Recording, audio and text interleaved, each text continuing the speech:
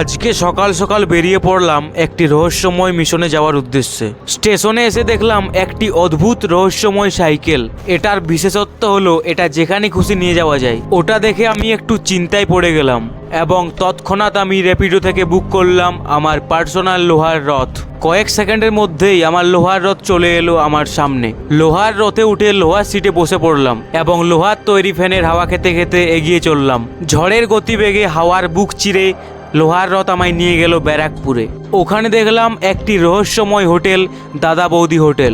দাদা বৌদি হোটেল পেরিয়ে আমরা চলে গেলাম একটি হিন্দু হোটেলে। হ্যাঁ, এই দোকানের মালিকের নাম হিন্দু। সেখানে দেখলাম কতকগুলো কেঁচো রাখা আছে সবুজ রঙের। হিন্দুদা ফুচকা নামক একটি খাবার পরিবেশন করলো। ফুচকা খাওয়ার পর আমার পার্সোনাল BMW চলে এলো। ওটার সাহায্য নিয়ে আমরা চলে এলাম টেকনো গ্লোবাল হসপিটাল নামক একটি জায়গায়। হ্যাঁ, আজকে আমাদের ইন্টার্নশিপের লাস্ট ডে, তাই সার্টিফিকেট নিতে এসেছি। এরকম আরও রহস্যময় ভিডিও দেখার জন্য সাবস্ক্রাইব করো।